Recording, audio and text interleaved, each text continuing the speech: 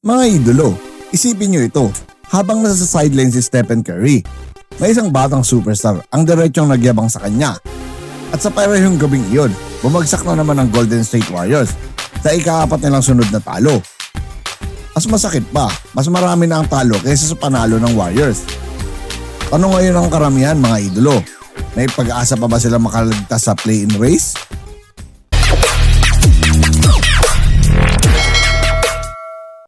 What's up mga idolo? Welcome back sa ating channel.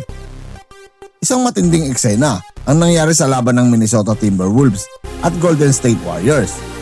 Sa gitna ng laro, nahuli ng kamera ang superstar ng Wolves na si Anthony Edwards na tila nagyayabang o nantatrash talk sa sideline kung saan naroon ang isa sa pinakamalupit na shooters sa kasaysayan ng NBA. Walang iba kundi si Stephen Curry mga idolo. At habang nangyayari ang moment na iyon, mas lalo pang lumalim ang problema ng Warriors dahil matapos ang game na iyon, umabot na sa 4-game losing streak ang Golden State Warriors. At ang kanilang record ngayon mga idolo, 32 wins at 34 losses. Ibig sabihin, mas marami na ang talo kaysa panalo. Para sa isang team na dating dynasty ng NBA, malaking alarma ito mga idolo. Sa gitna ng laban, naging viral ang isang eksena. Pagkatira ni Ant-Man, niyabangan niya ito. Hindi man malinaw kung ano ang eksaktong sinabi. Pero sa body language ni Edwards, kitang-kita ang confidence at swagger. Para sa maraming fans, parang sinasabi niya, hindi na ako natatakot sa mga legends ng liga. At ito ang dahilan kung bakit marami nagsasabi na si Edwards ay isa sa mga susunod na mukha ng NBA. Malakas, explosive at walang takot sa kahit sino. Kahit pa kay Stephen Curry. Mga idolo, Warriors in crisis. Samantala, sa kabilang side, hindi maganda ang nangyayari sa Golden State Warriors. Ang 4-game losing streak ay naglagay sa kanila sa alanganing posisyon sa Western Conference. Ang kanilang record na 32-34 ay nagpapakita ng isang bagay. Hindi na kasing dominante ang Warriors tulad ng dati. Kahit si Stephen Curry ay nahihirapan minsan na buhatin ang buong team.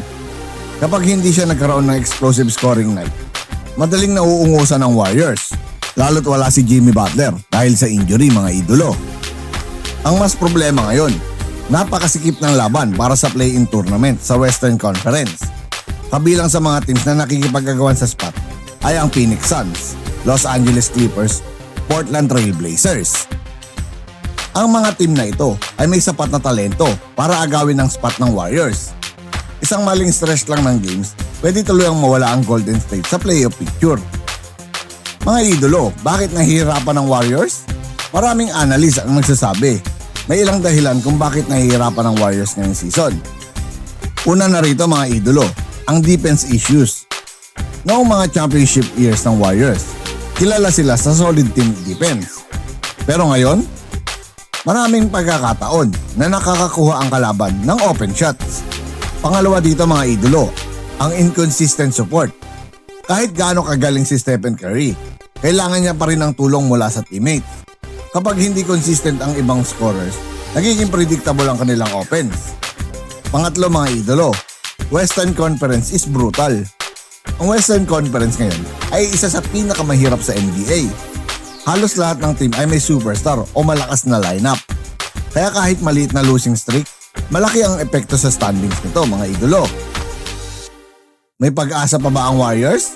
Ang tanong ng maraming fans ngayon. Makakasurvive pa ba ang Warriors? Ang sagot, oo, pero mahirap mga idolo.